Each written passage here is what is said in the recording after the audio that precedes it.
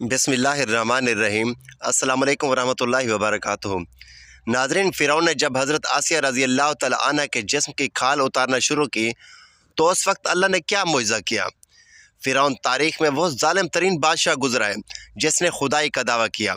وہ لوگوں کو کہتا کہ تم اپنے خدا یکتا کی عبادت چھوڑ دو اور مجھے اپنا خدا مانو، تم جو خواہش کرو گے میں پوری کروں گا۔ فرعون نے بنی اسرائیل قوم کو غلام بنا کر ان پر بڑے ظلم کیے تھے۔ اپنے باندی حضرت مشاطہ اور اپنی بیوی حضرت آسیہ رضی اللہ تعالیٰ عنہ کے ساتھ روزانہ رات کو ناظرین، وہ فرعون جس کا ذکر قرآن پاک میں ملتا ہے، جو حضرت موسیٰ علیہ السلام کے دور میں پایا جانے والا فرعون تھا۔ فرعون بدبخت کا تعلق قبیلہ قبطیہ سے تھا اور اس کی عمر 400 سال تھی۔ ان 400 سالوں کی عمر میں نہ وہ کبھی بیمار ہوا اور نہ ہی کبھی اس کے سر میں درد ہوا اور نہ ہی کوئی دشمن اس پر غالب آ سکا یا جیت سکا۔ اس کا چہرہ تانبے کی طرح چمکتا تھا، اسی وجہ سے یہودی اس کو قبوس کہا کرتے تھے۔ فرعون بادشاہ بننے سے پہلے محنت مزدوری کا کام کیا کرتا تھا۔ ایک دن یہ محنت مزدوری سے تنگ آ کر بازار کی طرف نکلا اور وہاں پر اس کی ملاقات حامان سے ہوئی۔ دیکھتے ہی دیکھتے ان دونوں بدبختوں کی ملاقات دوستی میں بدل گئی۔ اگرچہ یہ دونوں ملعون کام کی غرض سے شہر کی طرف روانہ ہو گئے اور ان دنوں شہر میں خربوزوں کی خرید و فروخت کا کام عروج پر تھا۔ اس طرح یہ دونوں بدبخت ایک خربوزے والے کے پاس گئے اور اس سے کام مانگا۔ چنانچہ اس وقت اس خربوزے والے نے ان دونوں سے کہا، میرے خربوزے لے جاؤ اور بازار میں جا کر فروخت کرو۔ جب یہ مال تم دونوں فروخت کر لو گے تو میں تمہیں کھانے کے لیے کچھ پیسے دے دوں گا۔ اس وقت خربوزے والے کی یہ بات سن کر فرعون نے حامان سے کہا کہ تم یہیں پر ٹھہرو اور میں یہ خربوزے لے جاتا ہوں اور بازار میں فروخت کر کے آتا ہوں۔ چنانچہ ایسا ہی کیا گیا۔ فرعون وہ خربوزہ لے کر شہر کی طرف چلا گیا اور وہاں جا کر فرعون نے دکانداروں سے خربوزہ خریدنے کا کہا۔ تو دکانداروں نے فرعون سے کہا کہ ہم تو اپنی دکانوں کا سارا سامان ادھار پر خریدتے ہیں اور فروخت کرنے کے بعد اس کی رقم ادا کرتے ہیں، اور یہاں کا تو یہی دستور ہے۔ چنانچہ فرعون کچھ دیر کے لیے خاموش ہو گیا اور پھر اسی وعدے پر سامان فروخت کر کے واپس چلا آیا۔ واپس آ کر خربوزے کے مالک سے کہا، مجھے یہ کام اچھا نہیں لگتا۔ اتنا بول کر فرعون وہاں سے چلا گیا۔ اب فرعون کو کسی اچھے کام کی تلاش تھی جس کی وجہ سے فرعون زیادہ سے زیادہ مال و دولت اور روپیہ پیسہ کمانا چاہتا تھا۔ اس کے بعد فرعون بادشاہ مصر کے دربار میں چلا گیا اور اس کی خدمت میں جا کر درخواست پیش کر دی کہ میں بہت دور سے آیا ہوں، میں بہت غریب ہوں اور مجھے کسی کام کی تلاش ہے اور میں کھانے پینے سے بھی عاجز ہوں۔ برائے مہربانی اپنی سلطنت مصر کی اسی شہر میں مجھے کوئی کام دیا جائے اور اس غلام کو اس جگہ پر مامور فرما کر سرفراز کیا جائے۔ چنانچہ یہ بات سن کر مصر کے بادشاہ نے کہا کہ تو کون سا کام کرنا چاہتا ہے؟ چنانچہ بادشاہ کی یہ بات سن کر فرعون نے کہا، مجھے مصر کے قبرستانوں کی داروغی دے دی جائے اور اس کے بدلے میں آنے والے کچھ رقم فدیہ کے طور پر شاہی خزانے میں جمع کرا دیا کروں گا اور باقی رقم اپنے پاس رکھوں گا، اور میری اجازت کے بغیر مصر کے اس قبرستان میں کوئی بھی مردہ دفن نہ ہوگا۔ یہ بات سن کر اس وقت کے بادشاہ مصر نے فرعون کو مصر کے قبرستان کی داروغی دے دی۔ چنانچہ مصر کے قبرستان کی داروغی ملتے ہی فرعون بہت خوش ہوا اور خوشی خوشی جا کر قبرستان کے دروازوں پر بیٹھ گیا اور انتظار کرنے لگا کہ اب کون آئے گا جو اپنے مردے کو قبرستان میں دفن کرے گا۔ ناظرین، اللہ کے حکم سے ایسا ہوا کہ اسی سال مصر میں ایک وبا پھیل گئی جس کی وجہ سے مصر کے بہت سارے لوگ مرنا شروع ہو گئے۔ فرعون نے ہر لاش کے بدلے ان کے وارثوں سے ایک ایک سونے کا سکہ لینا شروع کر دیا، اور اس کے بعد کچھ ہی دنوں میں فرعون کے پاس بہت ساری دولت جمع ہو گئی اور فرعون امیر ہو گیا۔ اتنا مال و دولت اکٹھا ہو جانے کے بعد فرعون نے سوچا کہ کیوں نہ مصر کے تمام قبرستانوں کے ٹھیکے میں خود ہی لے لوں۔ لہٰذا فرعون نے ایسا ہی کیا۔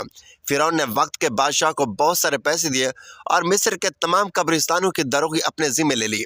چنانچہ وہ قبرستان کے داروغی کے ذریعے بادشاہ مصر کے خزانے میں بہت سارا روپیہ پیسہ جمع کرواتا، اور فرعون کے اس عمل سے بادشاہ مصر بہت خوش ہوا اور بادشاہ مصر فرعون کو پیار اور عزت دینے لگا۔ چنانچہ اسی دوران اللہ کے حکم سے ایسا ہوا کہ اس وقت مصر کا وزیر مر گیا، اور چونکہ فرعون اس بادشاہ مصر کا بہت زیادہ قریبی بندہ بن چکا تھا، لہٰذا مصر کے بادشاہ نے فرعون کو مصر کا وزیر مقرر کر دیا۔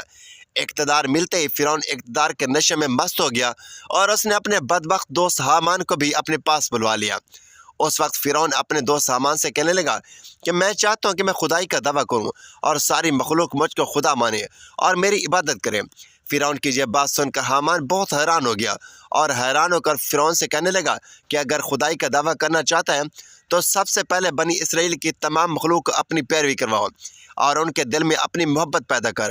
حامان کی یہ بات سن کر فرعون نے حامان سے کہا کہ ایسا کرنے کے لیے آخر کیا کیا جائے اور یہ لوگ کس طرح مجھے اپنے خدا تسلیم کریں گے، کیونکہ اس وقت تمام یوسف علیہ السلام اور حضرت یعقوب علیہ السلام کے دین پر تھے، اور کس طرح وہ لوگ اپنے دین کو چھوڑ کر فرعون کو اپنا خدا تسلیم کرتے۔ اس وقت فرعون نے اپنے دوست کو اس کے بارے میں کوئی تدبیر نکالنے کا کہا۔ فرعون کی یہ بات سن کر حامان کچھ دیر کے لیے سوچتا رہا اور پھر یہ تدبیر نکالی کہ بادشاہ مصر سے یہ درخواست کی جائے کہ میں چاہتا ہوں کہ میں مصر کے تمام لوگوں کی تمام تر خواہشات مفت میں پوری کروں اور ان لوگوں کے تمام تر اخراجات میں اپنی جیب سے ادا کروں، اور جو لوگ جو چیز حاصل کرنا چاہیں وہ مفت میں حاصل کر سکتے ہیں۔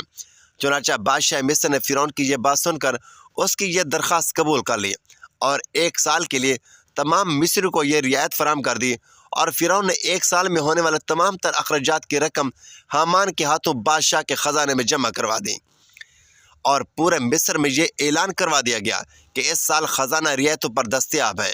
ہم نے اپنی طرف سے تمام تر اخراجات کی رقم بادشاہ مصر کے خزانے میں جمع کروا دی ہے، اور مزید 2 سال اپنی معافی کے لیے ہم نے دربار اعلیٰ میں درخواست بھی درج کرا دی ہے۔ چنانچہ فرعون کی یہ بات سن کر مصر کے تمام لوگ بہت خوش ہوئے، اور مصر کے تمام لوگوں نے فرعون کی ترقی کے لیے خوب دعائیں کیں۔ چنانچہ ادھر مصر کی عوام فرعون کے اس عمل میں بہت خوش تھی، اور ادھر چند دن بعد مصر کا بادشاہ اللہ کے حکم سے اپنی موت آپ مر گیا۔ چنانچہ اس وقت مرنے والے بادشاہ کا کوئی بھی وارث نہ تھا جو اس کے تخت پر بیٹھتا اور اس کی بادشاہت کو سنبھالتا۔ اسی طرح مصر کے بادشاہ کی تدفین کے بعد 3 دن تک عیادت ہوتی رہی، اور چوتھے روز مصر کے تمام لوگ بادشاہ مصر کے دربار میں حاضر ہوئے اور کہنے لگے بادشاہ کے تخت پر کس کو بٹھایا جائے، کیونکہ ملک بادشاہ کے بغیر نہیں چل سکتا۔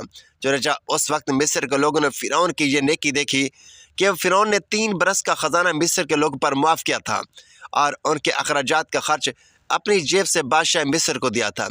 اسی لیے مصر کے تمام لوگ فرعون کے اس عمل سے بہت زیادہ خوش تھے۔ فرعون کی یہ خیر خواہی دیکھ کر مصر کے لوگوں نے بدبخت فرعون کو بادشاہ کے تخت پر بٹھا دیا، اور اس طرح فرعون بدبخت مصر کا بادشاہ بن گیا۔ اس وقت لوگوں نے یہ خیال کیا کہ فرعون بہت اچھا انسان ہے اور ہماری رعایا کا بہت اچھا خیال رکھے گا۔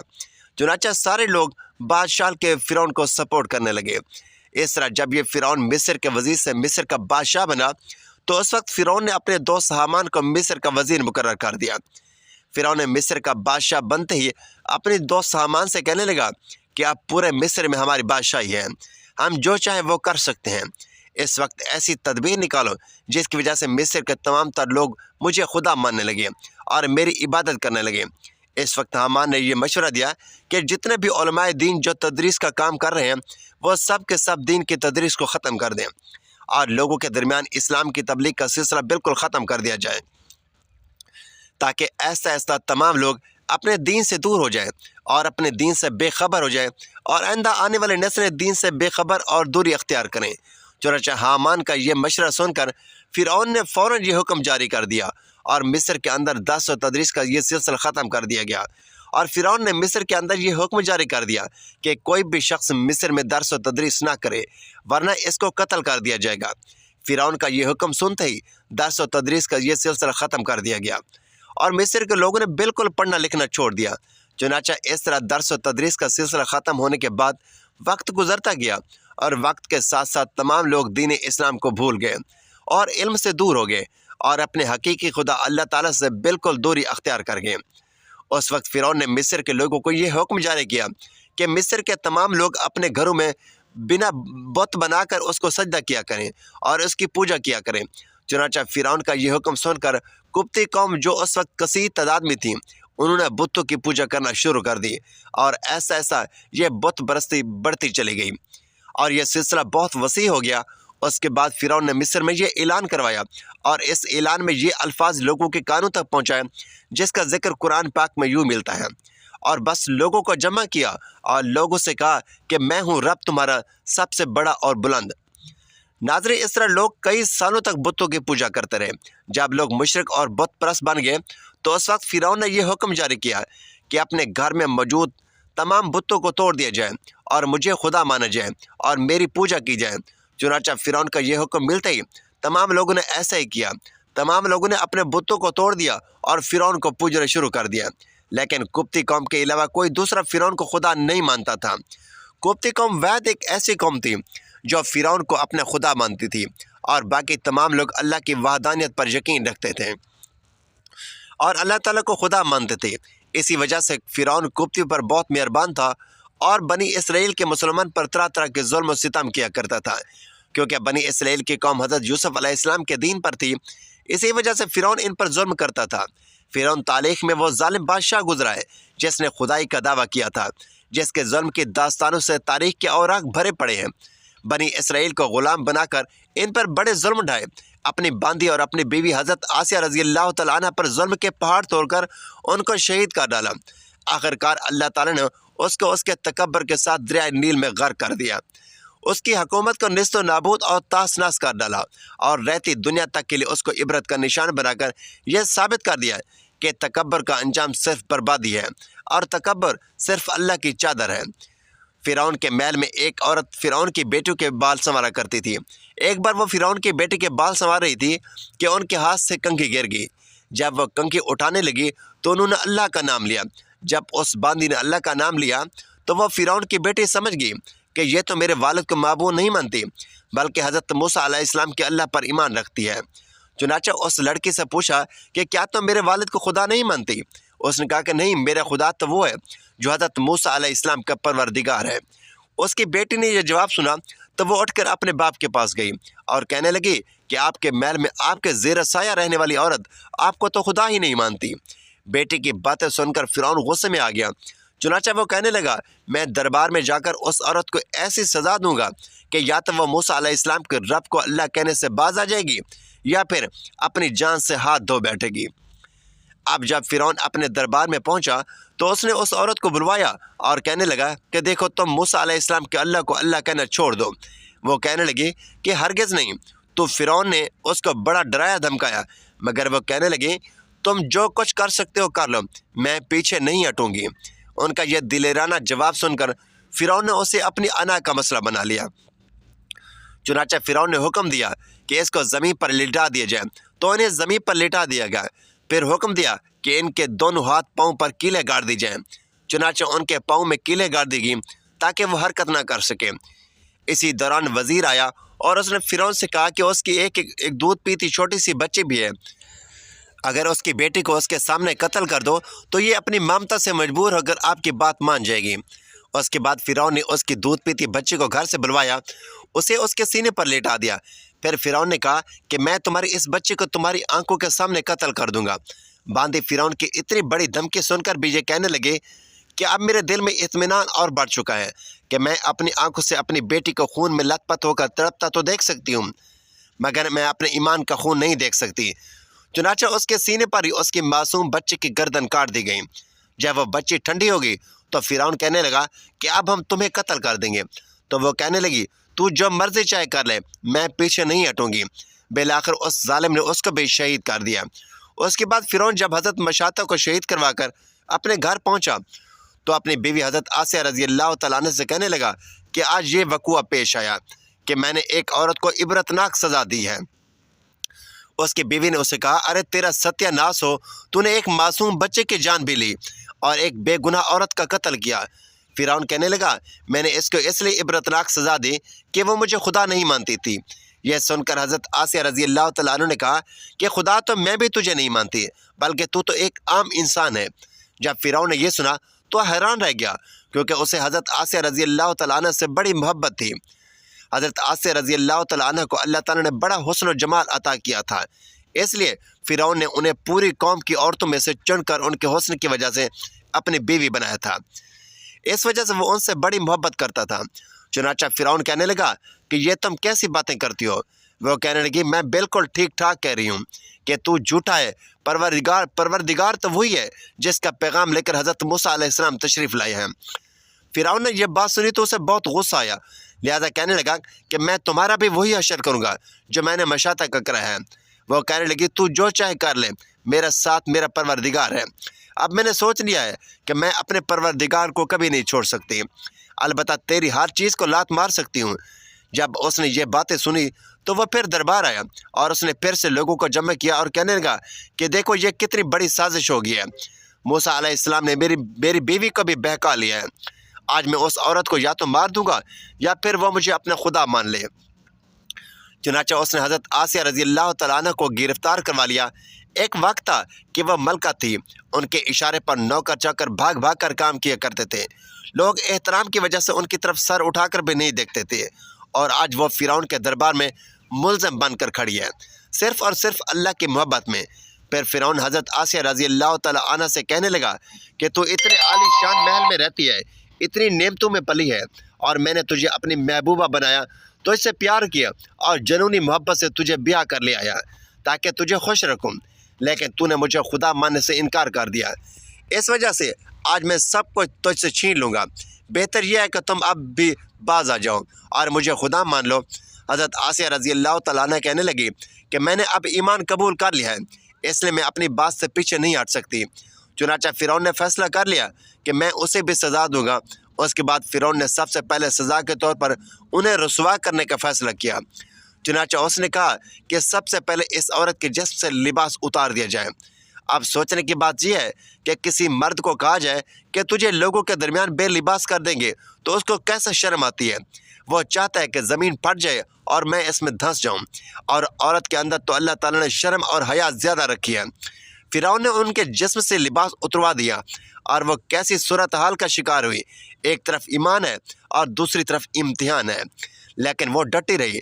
فرعون نے کہا اچھا اگر اب بھی نہیں مانتی تو میں تجھے اس طرح کا عذاب دوں گا کہ رہتی دنیا تک دنیا یاد رکھے گی۔ چنانچہ فرعون نے کہا کہ اس کا منہ میرے محل کی طرف کر کے لٹا دو تاکہ آخری وقت بھی نگاہ اس کی میرے محل کی طرف ہو اور اس کے ذہن میں یہ بات رہے کہ ان نعمتوں کو ٹھکرا کر ذلیل اور خوار ہو کر میں مری ہوں۔ لہٰذا انہیں فرعون کے حکم کے مطابق لٹا دیا گیا، ان کے ہاتھوں اور پیروں میں لوہے کی کیلیں گاڑ دی گئی تاکہ وہ ہل نہ سکے۔ اس کے بعد فرعون نے لوگوں کو بلا کر کہا اس کے جسم سے کھال اتار دو۔ اس ظالم کے حکم سے سپاہیوں نے زندہ کے جسم سے کھال اتار دی، وہ بھی عورت نازک بدن، مگر وہ اس کو برداشت کرتی رہی، انہیں اللہ کے نام پر تکلیف دی جا رہی تھی۔ اس طرح ان کے جسم سے کھال کو الگ کر دیا گیا۔ اللہ کی شان دیکھے کہ وہ ابھی بھی زندہ تھی اور جسم زخم سے چور چور تھا، لیکن فرعون کا دل ابھی تک ٹھنڈا نہیں ہوا تھا۔ چنانچہ وہ کہنے لگا مرچیں لاؤ اور اس کے پورے جسم پر چھڑک دو۔ حضرت آسیہ رضی اللہ تعالیٰ عنہ کے جسم پر مرچیں ڈال دی گئیں تو وہ مچھلی کی طرح تڑپنے لگی۔ اس تڑپتی حالت میں انہوں نے اللہ تعالیٰ کے حضور ایک دعا مانگی کہ اے اللہ، فرعون کا محل سامنے ہے اور وہ کہتا ہے کہ ہم نے تمہیں اس محل سے نکال دیا، آج کے بعد تم اس محل میں نہیں جا سکو گی، اس لیے اے اللہ مجھے اس محل کے بدلے جنت میں تیرے پاس ایک گھر چاہیے اور مجھے فرعون اور اس کے ظلم سے نجات عطا فرما۔ اللہ تعالیٰ نے اسی وقت ان کو شہادت کے مرتبے پر فیض فرمایا اور جنت میں حضور اکرم صلی اللہ علیہ وآلہ وسلم کی زوجہ محترمہ بنا دیا۔ ناظرین، ماضی میں لوگوں نے کیسے کیسی قربانیاں دے کر اپنے ایمان کو بچایا ہے، ظلم کے پہاڑ سے، لیکن ایمان کا سودا نہ کیا، ہر باطل سے ٹکرا گئے، ہر فرعونی طاقت سے ٹکرا گئے، لیکن اللہ کو ناراض نہ کیا۔ ہمارے دور میں ہم میں سے بہت چھوٹی سی قربانی مانگی جاتی ہے کہ ہم اتنے احسان فراموش اور اتنے گئے گزرے ہو گئے ہیں کہ 5 وقت کی نماز بھی ادا نہیں کر سکتے۔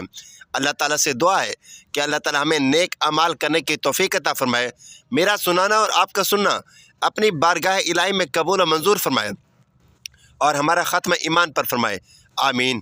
ناظرین، یہ تھی ہماری آج کی ویڈیو۔ اچھی لگی تو ویڈیو کو لائک کریں، شیئر کریں، چینل کو سبسکرائب کریں اور کمنٹ باکس میں اللہ تعالیٰ کے 99 ناموں میں سے ایک نام ضرور ٹائپ کریں۔ اگلی ویڈیو تک کے لیے اجازت دیجیے، اللہ حافظ۔